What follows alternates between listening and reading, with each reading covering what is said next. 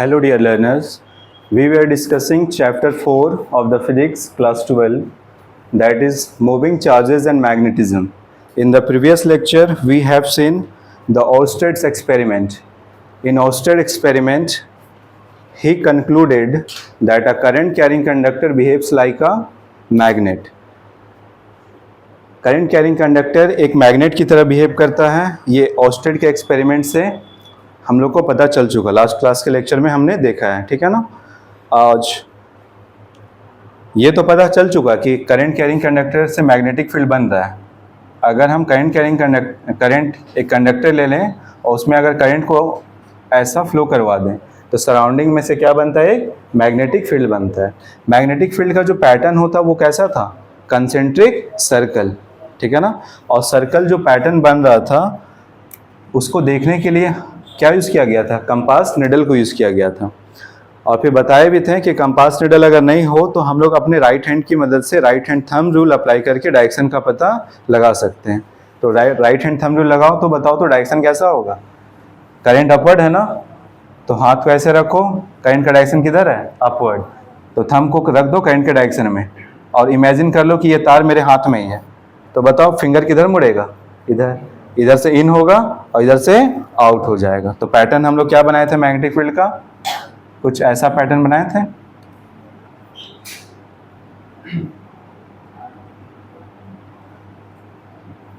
ठीक है, ऐसा पैटर्न बनाए थे और इधर क्या हो रहा था, इन, तो ऐसा बना दिए थे और इधर से क्या हो रहा था, आउट। ठीक है, ध्यान से देखो, इधर से इन हुआ तो इधर से आउट, ऐसा ऐसा मैग्नेटिक फील्ड का पैटर्न बना था। पता किससे चला ऐसा ही बनता है, क्योंकि जो कंपास का जो निडल था उस केस में क्या हो रहा था, कंपास का जो निडल था इधर रखे थे तो नॉर्थ के डायरेक्शन में अलाइनमेंट था, लेकिन सामने ला रहे थे क्या हो रहा था, इधर मुड़ जा रहा था। यहाँ रख रहे थे तो इधर मुड़ जा रहा था, यहाँ रख रहे थे तो इधर मुड़ जा रहा था। तो ये पता लग गया कि डायरेक्शन इसका ऐसा है, ठीक है। और डाउनवर्ड डायरेक्शन में भी हमने देख लिया था, ठीक है ना। इतना तो पता लग गया कि फील्ड बनता है, लेकिन फील्ड का स्ट्रेंथ तो होगा। जैसे चैप्टर फर्स्ट में हमने डिस्कस किया था कि एक चार्ज की वजह से फील्ड बनता है। एक चार्ज है और उसके सामने कोई दूसरा चार्ज लाया जाए तो चार्ज में या तो अट्रैक्शन हो गया, रिपल्सन बनता है, तो फील्ड बनता है। तो फील्ड का स्ट्रेंथ कितना होता है, उसके कैलकुलेशन के लिए फॉर्मूला यूज करते थे ना, फोर्स, इलेक्ट्रिक फील्ड क्या होता है, फोर्स पर यूनिट चार्ज। तो यहाँ पर भी तो फॉर्मूला होना चाहिए ना, फॉर्मूला का कैलकुलेशन होना चाहिए कि कैसे वेरी करेगा, डिस्टेंस के साथ कैसे वेरी करेगा, मीडियम पे डिपेंड करेगा कि नहीं करेगा। तो फॉर्मूला के बारे में कौन इन्फॉर्मेशन दिए, बाद में चल करके सबसे पहले तो डिस्कवरी हो गया कि हाँ कि करंट कैरिंग कंडक्टर मैग्नेट की जैसा बिहेव करता है। तो उसके सराउंडिंग में जो फील्ड बन रहा, फील्ड का स्ट्रेंथ कितना होगा, बल कितना होगा, तो उसके बारे में इन्फॉर्मेशन कौन दिए, तो है magnetic field due to a current element. Current element क्यों बोला जा रहा, अगर एक वायर है तो वायर के बताओ, वायर में तो बहुत लेंथ है, तो क्या अगर इतना लेंथ कंसीडर करें तो इससे वजह से मैग्नेटिक फील्ड बन रहा होगा। यहाँ पे अगर छोटा सा लेंथ कंसीडर करें तो इसकी वजह से ही बन रहा होगा। यहाँ पे अगर छोटा लेंथ कंसीडर करें तो इसकी वजह से ही बन रहा होगा। तो मैग्नेटिक फील्ड तो वायर के हर एक पॉइंट पे बन रहा होगा। तो हम लोग क्या जानना चाहेंगे, छोटे से सेगमेंट की वजह से, जिसको हम लोग क्या बोल दे रहे, करंट एलिमेंट। पूरा लेंथ होता तो एल लिखते हैं, छोटा सा लेंथ है तो क्या बोलेंगे, डी एल। ठीक है, एक वायर था जो करंट कितना कैरी कर रहा, आई, वही चीज़ है, बस हम लोग वायर को थोड़ा ऐसा रख दिए हैं ताकि एंगल भी कंसीडर कर ले। अभी क्या देख रहे हो, बस 90 डिग्री पे बन रहा है ये देख ले रहे हो, ठीक है ना, परपेंडिकुलर देखे थे। चलो यहाँ देखो, इसी को रिप्रेजेंट करने का डायरेक्शन क्या बताए थे, अगर ऐसा उधर इन हो रहा है, इधर से आउट हो रहा है तो इस डायरेक्शन में अगर इन होता है तो हम लोग किससे बनाते हैं, क्रॉस से, अगर आउट होता है तो किससे बनाते हैं, डॉट से। ठीक है, मैग्नेटिक फील्ड अगर अंदर की तरफ जाएगा तो किससे दिखाएंगे, क्रॉस से, और बाहर की तरफ आएगा तो डॉट से। लास्ट क्लास में बताएं, रीजन भी देख लेना अगर वीडियो में, लेक्चर में किसी को थोड़ा सा भी डाउट हो तो, ठीक है।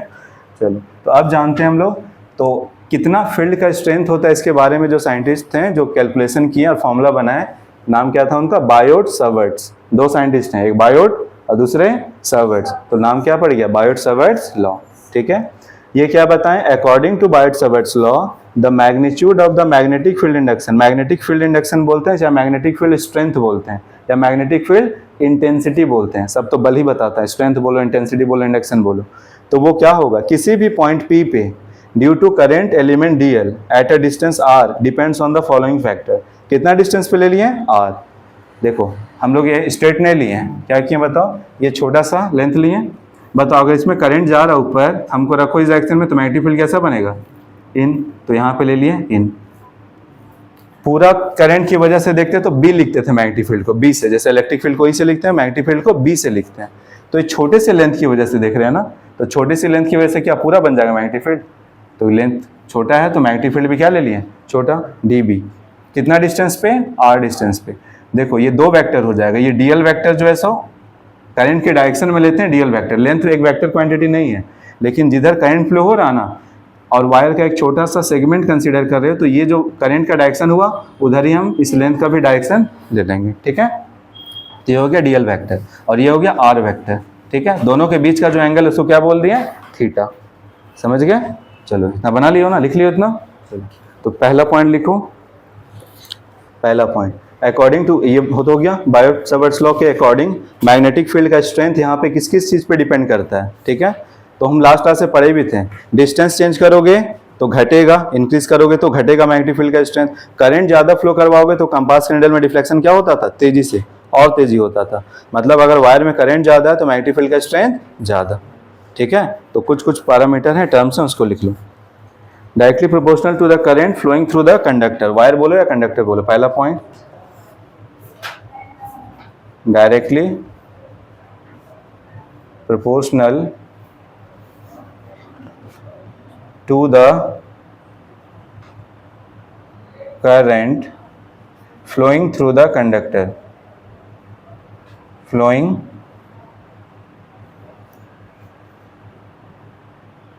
through the conductor। ठीक है, दैट इज, इसको और शॉर्ट में बोलना चाहे तो क्या बोल सकते हैं, जो मैग्नेटिक फील्ड इंडक्शन है वो डिपेंड करता है, किस पे डिपेंड करता है, करंट कितना फ्लो हो रहा, तो करंट कितना फ्लो हो रहा, आई। ठीक है, चलो second,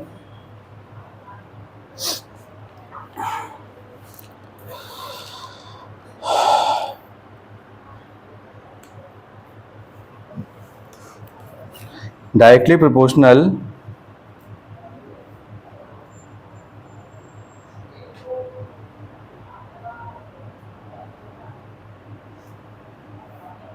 directly proportional to the length of the current element, length of the current element।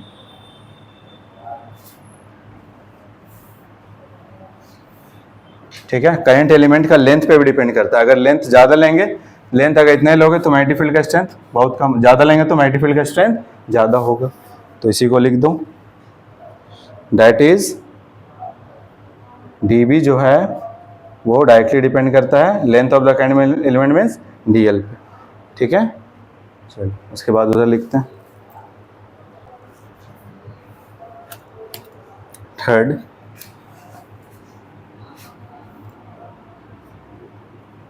Directly proportional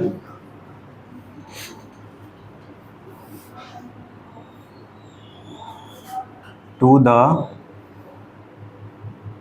sine of angle between DL vector and R vector। ठीक है, directly proportional to the sine of angle between DL vector and R vector. DL vector ये है और R vector ये है, उनके बीच का angle कितना बन रहा, थीटा, तो उसका क्या ले लो, साइन। तो मैग्नेटिक फील्ड का इंडक्शन का जो वैल्यू है वो इस पर भी डिपेंड करता है, that is dB is directly proportional to sine theta. समझ गए, dB is directly proportional to sine theta. Fourth, inversely proportional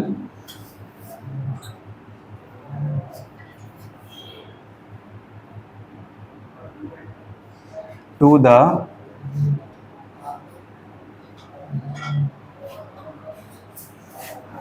inversely proportional to the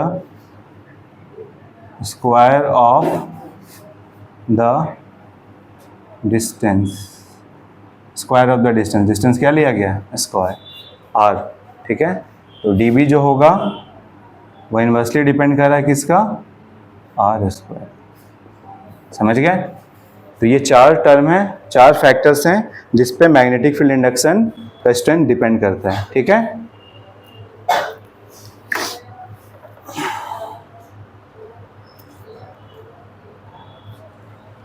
लिख लिए?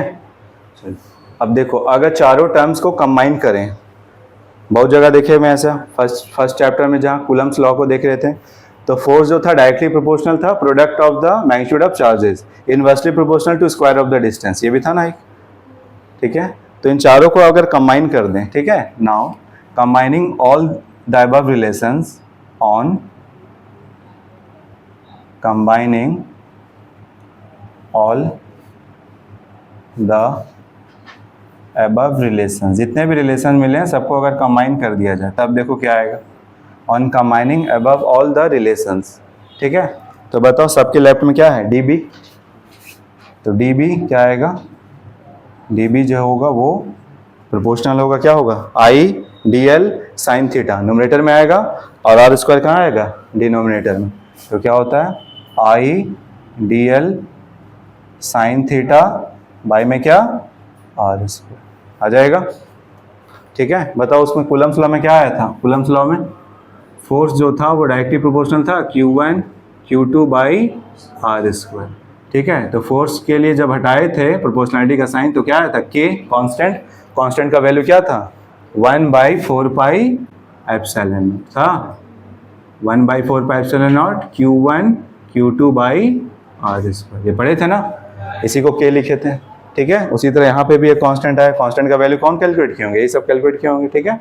चलो तो यहाँ लिख दे रहे हैं d B is equal to, बताओ कांस्टेंट जो आता है वो आता है म्यू नॉट बाई 4 पाई, इसमें क्या आता था 1/4 पाई एप्सिलॉन नॉट, नीचे आता था ना, ऊपर में म्यू नॉट आता है, ठीक है।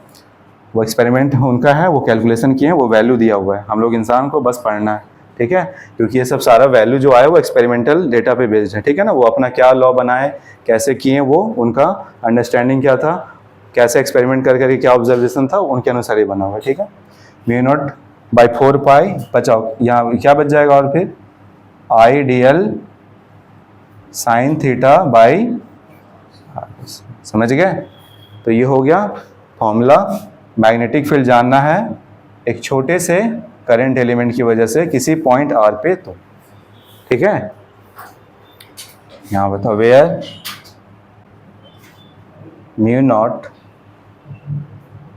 Not by 4 pi is a constant of proportionality, where mu naught by 4 pi is a constant of proportionality,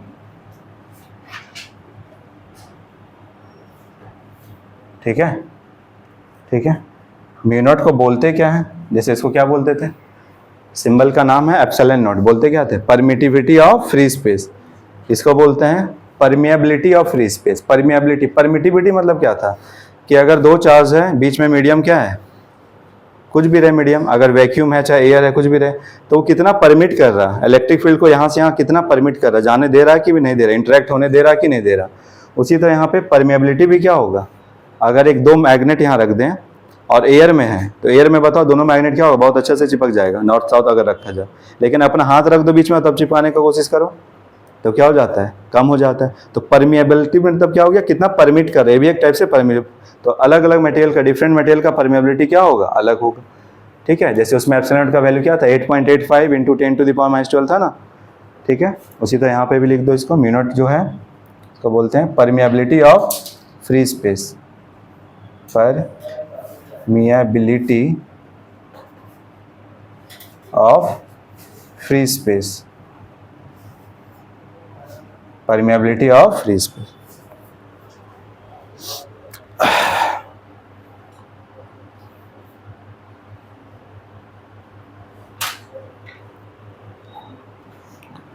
और इसका जो वैल्यू है याद रखो, म्यू नॉट का जो वैल्यू है 4 पाई इंटू 10⁻⁻7 वेबर, वेबर किसका था, मैग्नेटिक फील्ड का था ना, weber per metre square, weber per ampere per metre. और एक है टेस्ला, एक और होता है, इसको लिख लो, weber per ampere per metre, और एक होता है टेस्ला मीटर पर एम्पियर। बता दें कहाँ से आया, टेस्ला मीटर पर एम्पियर, ठीक है। तो ये वैल्यू याद रखो, और साथ ही साथ ऐसा यूनिट क्या होता है, दोनों याद रखो, ठीक है।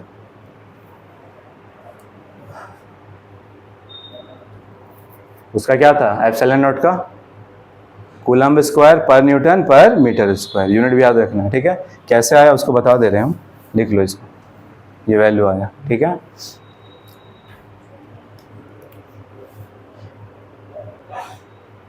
तो ये हो गया मैग्नेटिक फील्ड इंडक्शन या मैग्नेटिक फील्ड इंटेंसिटी बोलो, स्ट्रेंथ बोलो, उसका वैल्यू किसके वजह से, छोटे से लेंथ की वजह से। पूरे लेंथ की वजह से जानना होगा तो क्या करोगे, इंटीग्रेट करेंगे, आगे के क्लास में देखेंगे जब डेरिवेशन करेंगे हम लोग। तो अभी बस जान लो कि मैग्नेटिक फील्ड किसी भी एक करंट एलिमेंट से कैलकुलेशन करने के लिए ये फॉर्मूला को यूज़ किया जाता है, ठीक है। ये कौन सा फॉर्म हुआ, मैग्नेटिक फील्ड कैसा क्वांटिटी है, फील्ड बताओ, फील्ड का एक डायरेक्शन है कि नहीं है, तो यानी कि वेक्टर क्वांटिटी है।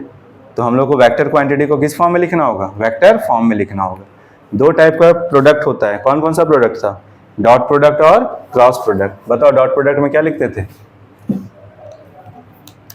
डॉट प्रोडक्ट में क्या होता था, दो वेक्टर का अगर डॉट प्रोडक्ट होता था, वेक्टर ए डॉट बी होता था, तो ए का मैग्नीट्यूड बी का मैग्नीट्यूड और क्या लिखते थे, कॉस थीटा। अगर vector A cross vector B होता है तो ए बी साइन थीटा, और एक साथ में क्या आता था, एन कैप आता था ना डायरेक्शन। क्रॉस में क्या करते थे, अगर पहला वेक्टर ये है ए, दूसरा वेक्टर है ये बी, तो ए क्रॉस बी किए, इससे बनने वाला सरफेस के परपेंडिकुलर आता था ना डायरेक्शन, उसी को ना एन कैप बोलते थे, ठीक है। चलो यहाँ पे देखो, अभी बात करते हैं हम लोग। अच्छा ये पहले जान लो कि ये कैसे आया unit, weber per ampere per metre या फिर टेस्ला मीटर पर एम्पियर कैसे आया, ठीक है। बताओ लास्ट क्लास में हम लोग देखो, कभी भी किसी चीज़ का फॉर्मूला बना लो और हम लोग उसका ऐसा यूनिट आराम से कैलकुलेट कर सकते हैं। बताओ किसका फॉर्मूला जानना है तुमको, म्यू नॉट का। म्यू नॉट का फॉर्मूला बना लो, ऐसा यूनिट जान जाओगे। म्यू नॉट का फॉर्मूला बनाओ तो क्या आएगा, यहाँ देखो, म्यू नॉट जानना है ना, तो म्यू नॉट का फॉर्मूला बनाओगे क्या बनेगा, mu naught is equal to 4 pi r square कहाँ चला जाएगा, डी बी के साथ मल्टीप्लाई में, तो 4 pi r square D B हो जाएगा। म्यू नॉट के साथ ये चीज़ मल्टीप्लाई में, तो ये चीज़ कहाँ आ जाएगा, डिनोमिनेटर में आ जाएगा, क्या आएगा, I D L sine theta.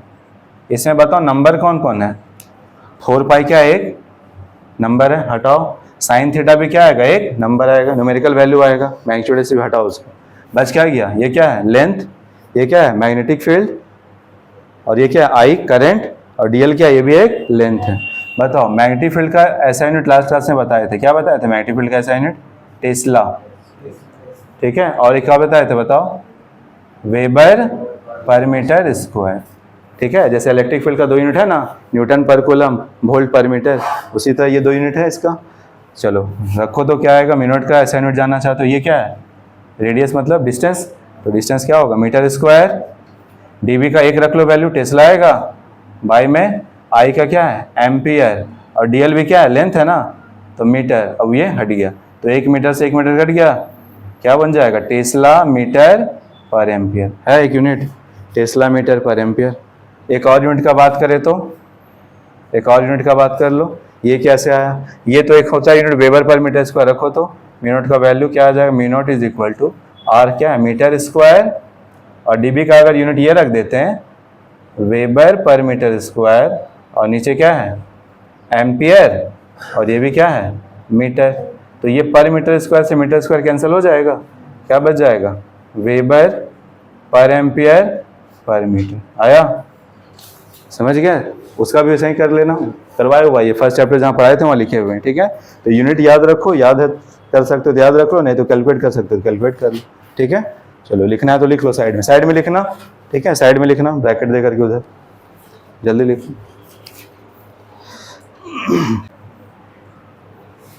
देखो अब लिखते हैं इसका वेक्टर फॉर्म, देखते हैं क्या होगा, ठीक है। वेक्टर फॉर्म में क्या आएगा, क्योंकि ऑब्जेक्टिव क्वेश्चन में पूछ लेता है वेक्टर फॉर्म क्या होगा इसका। देखो वेक्टर बनाने के लिए, जैसे डाइपोल में जो टॉर्क लगता था, टॉर्क का फॉर्मूला याद है, टॉर्क क्या लिखते थे, पी ई साइन थीटा लिखते थे ना। तो क्या पता चला, डाइपोल मोमेंट भी एक वेक्टर है, इलेक्ट्रिक फील्ड भी एक वेक्टर है, और साइन थीटा आया हुआ है, तो ये फॉर्मूला इस कंसेप्ट के से हम लोग ये लिख दिए थे, क्या लिख दिए थे इसको बताओ, vector P cross vector E, और यहाँ टॉर्क, क्योंकि ये क्रॉस प्रोडक्ट है तो क्रॉस प्रोडक्ट का रिजल्ट भी क्या बनता है, वेक्टर बनता है, ठीक है। ये हम लोग फॉर्मूला देख चुके हैं। चलो यहाँ बताओ, अगर इसमें भी अगर डॉट प्रोडक्ट लगाना चाहते हो तो बताओ इसमें कौन कौन सा वेक्टर, दो वेक्टर होना चाहिए था ना, जैसे यहाँ डायपोल मोमेंट वेक्टर था और इलेक्ट्रिक फील्ड वेक्टर था। यहाँ पे बताओ तो कौन कौन वेक्टर है, डीएल वेक्टर है और आई क्या वेक्टर है, आई तो करंट है। फंस गया, दो वेक्टर तो नहीं है ना, दो वेक्टर रहता तब ना। कौन कौन सा वेक्टर है यहाँ पे, डीएल है और आर है ना, आर मिसिंग है वहाँ पे, तो क्या करें, आर अपने से एडजस्ट करके ले आए, अपने से एडजस्ट करके लिख लेते हैं आर। बताओ क्या लिख देंगे, d B is equal to mu naught by 4 pi I D l. R खुद से यहाँ लिख दिए, ये हो गया साइन थीटा बाई में, अगर आर खुद से ऊपर मल्टीप्लाई किया तो नीचे भी डिनोमिनेटर में भी करना पड़ेगा, क्या आ जाएगा, आर क्यूब हो जाएगा। अब देखो तो ये एक वेक्टर है डीएल, आर भी एक वेक्टर है और क्या आ गया साइन थीटा, तो क्या लिख सकते हैं इसको, डीएल क्रॉस आर लिख सकते हैं ना। देखो यहाँ पे दो वेक्टर अगर क्रॉस ए और बी, दो वेक्टर का मैग्नीट्यूड दिया और साइन थीटा दिया, तो इसको आप बैक में जाकर के ऐसा लिखा जा सकता है, लिख दो यहाँ पे। तो d B is equal to क्या होगा, mu naught by 4 pi I D L cross r, लिख सकते हैं d L cross are by में क्या, आर क्यूब, ये मैग्नीट्यूड है ये ना, इसको ना बदले वेक्टर में, क्रॉस प्रोडक्ट का रिजल्ट क्या आएगा, वेक्टर ही आएगा, तो डी बी वेक्टर। तो ये हो गया कौन सा फॉर्म, वेक्टर फॉर्म, ठीक है। तो दोनों फॉर्म याद रखो, मैग्नीट्यूड फॉर्म याद रखोगे तो क्या होगा, mu naught by 4 pi I D L sine theta by are square, vector form याद रखो mu naught by 4 pi I D L cross are by R cube, ठीक है। देख लो case first, if theta is equal to 0 degree, theta अगर 0 degree होता, theta 0 degree होने का क्या मतलब है,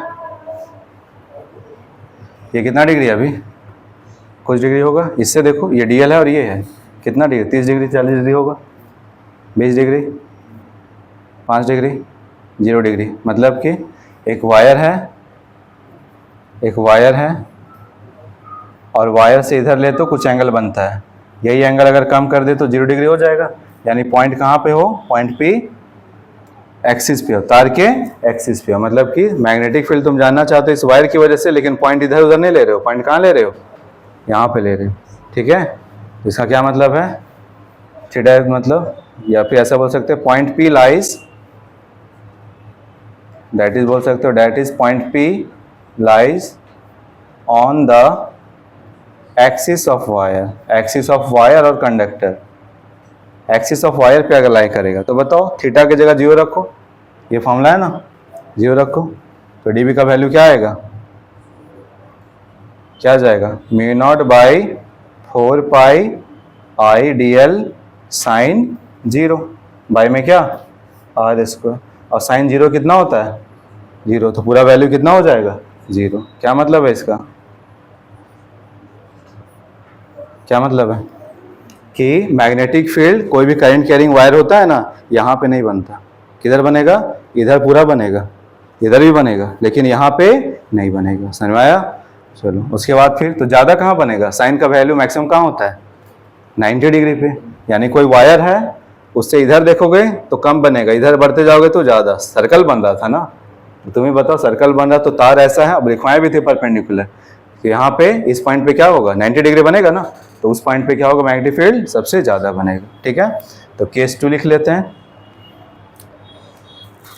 लिख लो इसको, ठीक है, ये हो गया केस 2, ठीक है, इधर लिख रहे हैं case 2, second case, if theta is equal to कितना हो 90 डिग्री, थीटा 90 डिग्री हो, मतलब point P lies perpendicular to the axis of wire, ठीक है। डायग्राम बनाना चाहते हो बना सकते हो, मतलब ये वायर था, वायर से इधर पॉइंट पी लाई कर रहा हूँ, तो ये कितना एंगल बन जाएगा 90 डिग्री बन जाएगा ना, ठीक है। चलो तो पॉइंट पी लाइज बोल सकते हैं, point P lies perpendicular to the axis of wire, ठीक है, point P lies perpendicular to the axis of wire. तो बताओ इस केस में क्या होगा, डीबी का value, d B is equal to mu naught by 4 pi I D L sine कितना 90 बाय में क्या आर स्क्वायर होगा। तो बताओ साइन 90 का वैल्यू कितना होता है 1, जो कि मैक्सिमम होता है। तो डीबी का वैल्यू कितना आ जाएगा mu naught by 4 pi I D l by r, यानी मैक्सिमम। समझ गए? ठीक है, तो याद रखो ये केस क्वेश्चन भी आया हुआ है कि मैग्नेटिक फील्ड किस पॉइंट पे जीरो होता है, तो वायर के एक्सियल पॉइंट पे, एक्सिस वाले पॉइंट पे। ठीक है,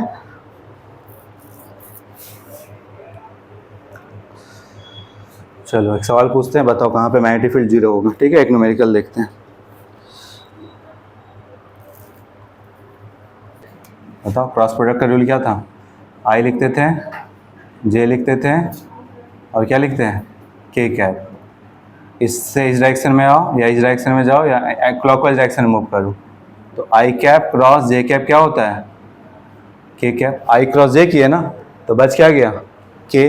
आई क्रॉस से जे की तरफ गए, सेम डायरेक्शन में गए ना, तो क्या होगा प्लस। उसी तरह बताओ के कैप क्रॉस आई कैप लिखोगे तो क्या आएगा जे कैप। ठीक है, अगर आई के कैप क्रॉस जे कैप लिखोगे तो के और जे, तो के और जे लिख दिए तो बचा क्या आई कैप।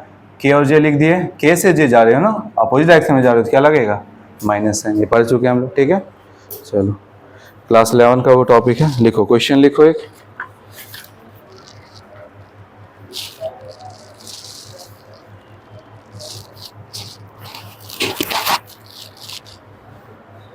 एक्सिस के बारे में इंफॉर्मेशन है, X axis, Y axis, Z axis किधर होता है,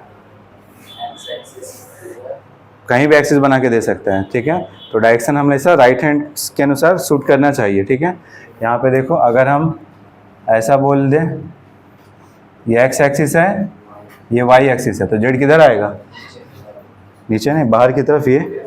ठीक है, ठीक है, ये एक्स है, ये वाई है, तो जेड किधर आएगा इधर आएगा बाहर की तरफ। ठीक है, ये जेड हो जाएगा। कैसे, ये सही है गलत है पता कैसे चलेगा, एक्स की तरफ हाथ रखो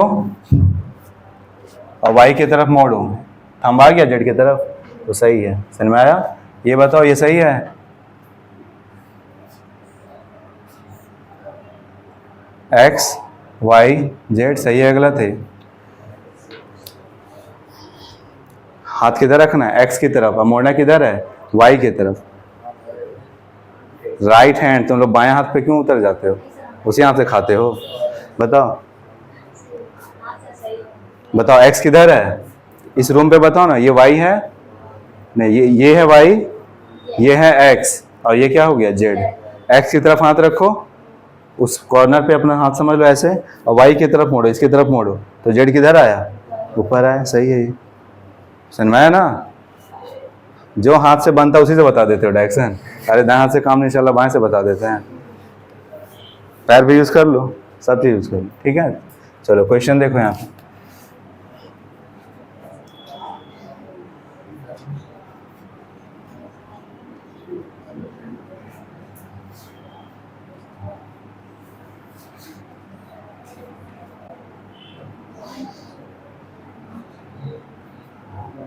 यहाँ पे एक छोटा सा करंट एलिमेंट दे रखा है, वायर दे रखा है।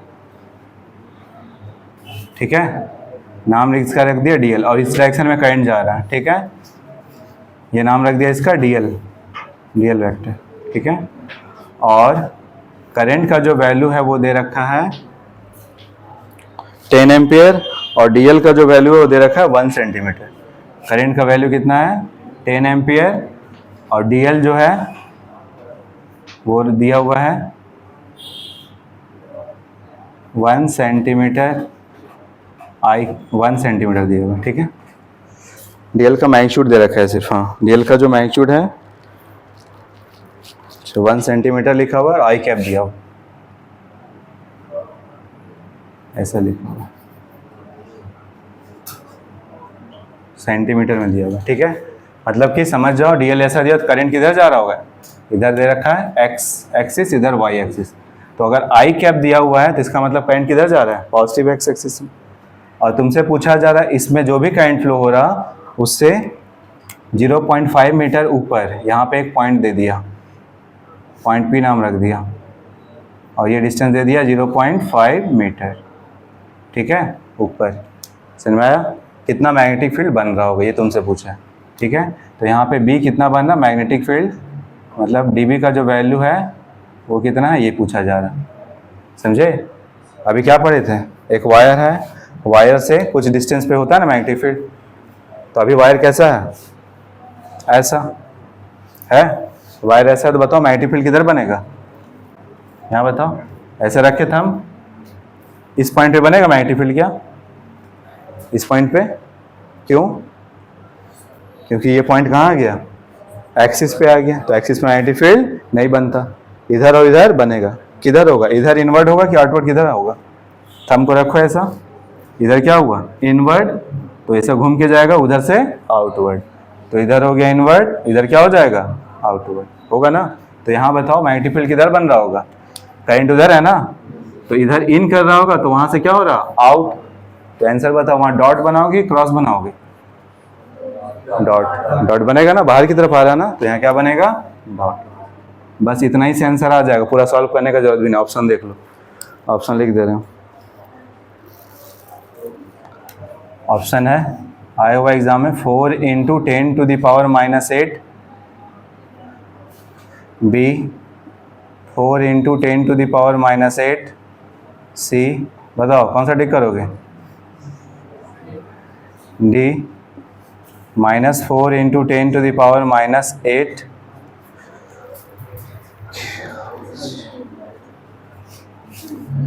के कैप, आई कैप, जे कैप, लास्ट में है जे कैप, और टी से क्या दिया हुआ है मैग्नेटिक फील्ड है ना, तो टेस्ला। कौन सा ऑप्शन सही है बताओ, पहले तो ये बताओ मैग्नेटिक फील्ड बनेगा किधर, पूरा सॉल्व करने की जरूरत ही नहीं है, मैग्नेटिक फील्ड किधर बनेगा, अगर ये एक्स एक्सिस है ये वाई एक्सिस है, ये एक्स है ये वाई है, तो बाहर की तरफ क्या होगा जेड, एक्स में चलते हैं तो आई कैप लिखते हैं, वाई में चलते हैं तो जे कैप लिखते हैं, जेड में चलते हैं तो के कैप लिखते हैं। तुम ही बताओ तो मैग्नेटिक फील्ड किधर बनेगा, उधर है ना करंट, इस पॉइंट पे पूछ रहा, तो यहाँ पे इन हुआ, तो यहाँ पे क्या होगा आउट, आउट मतलब बाहर की तरफ, तो बाहर की तरफ कौन सा कैप होता है, अगर इधर एक्स है वाई है तो इधर क्या होगा जेड, है ना जेड, तो क्या होगा के कैप, के कैप कौन सा ऑप्शन में है, वही आंसर है। दिमाग लगाओगे तुरंत आंसर पाओगे बिना सॉल्व किए हुए, समझ में आया। और दूसरा तरीका क्या है, सॉल्व करके लाओ, चलो सॉल्व करके बता रहे, पहले लिखो, समझ गए, डायरेक्शन देख लो, डायरेक्शन देखो, यहाँ पे है ये x है ये y है, तो इधर क्या होगा z, z की तरफ इधर क्या लिखते हैं बताओ, x की तरफ चलते तो क्या लिखते हैं आई कैप, y की तरफ लिखते चलते तो क्या लिखते हैं जे कैप, और इधर चलते क्या लिखते हैं के कैप, ये लिखते हैं ना। तो तुम्हें बताओ करंट उधर था, हाथ को ऐसा मोड़े ऊपर पे, उस पॉइंट पे पूरा है ना, इधर क्या होगा मैग्नेटिक फील्ड बाहर की तरफ आया ना, बाहर की तरफ क्या है के कैप, तो के कैप कौन सा ऑप्शन में, यही आंसर, समझ गए। चलो लिख लो, कैलकुलेशन बताते हैं, ठीक है। बस इतने इतने इतने इतने वायर की वजह से बना, वायर पूरा होगा लेकिन बस इतने वायर की वजह से इतने डिस्टेंस पे, तो ये कितना डिग्री है 90 डिग्री, ठीक है, yes. ठीक है,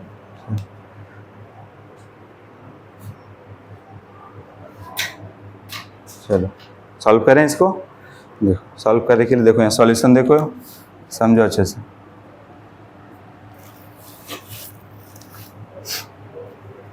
चलो सबको वेक्टर फॉर्म में लिखना होगा, कौन सा फॉर्मूला यूज करेंगे, वेक्टर फॉर्मूला यूज करना पड़ेगा क्योंकि वेक्टर फॉर्म में दे रखा है, तो dl db is equal to क्या होता है वेक्टर फॉर्म में μ0/4πi dl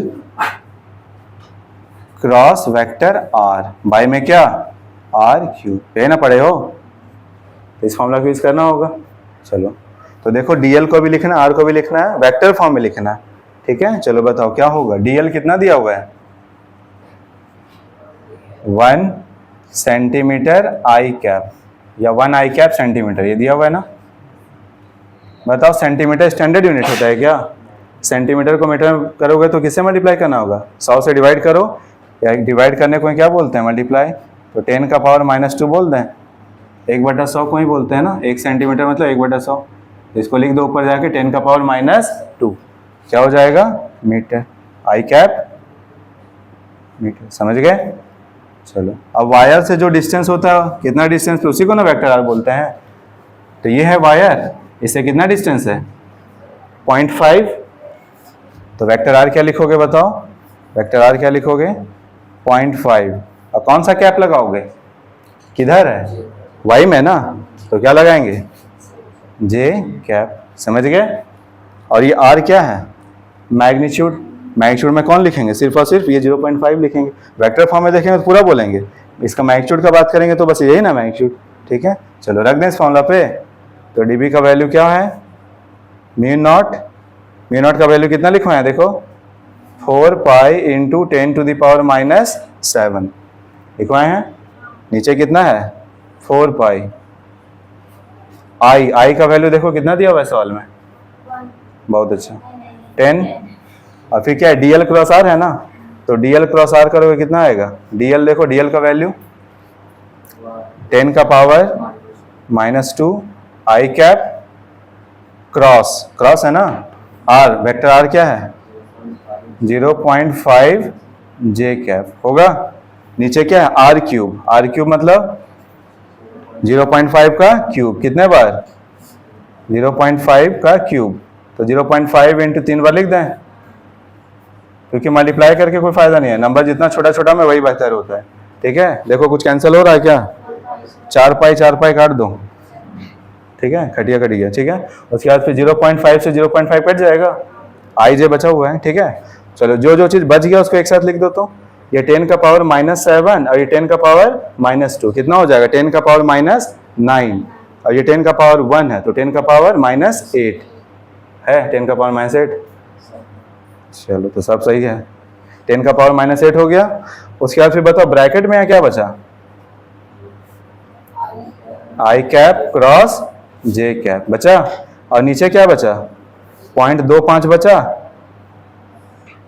0.25, 0.5 से पॉइंट हटा, ऊपर कितना चला जाएगा 100, और आई क्रॉस जे क्या होता है के, तो क्या आ जाएगा आंसर, डीबी का वैल्यू 100 इंटू 10 का पावर -8/25, और यहाँ क्या के कैप, आई क्रॉस जे क्या होता है के कैप, 25 से कितने बार में कट जाएगा, 4 बार में, तो आ गया आंसर 4 इंटू 10 का पावर -8 के कैप। तो बिना सॉल्व किए तो हम टिक कर दिए थे, समझ में आया ना। अगर डायरेक्शन देखने आता है तो ऐसे ही कर दोगे, ठीक है, समझ गए ना। तो ये रहा बायट-सवर्ट्स लॉ और बायट-सवर्ट्स लॉ पे बेस्ड एक क्वेश्चन। अगले क्लास में हम लोग डिस्कस करेंगे बायट-सवर्ट्स लॉ पे बेस्ड डेरिवेशन, ठीक है, समझ गया ना, ठीक है, थैंक्स।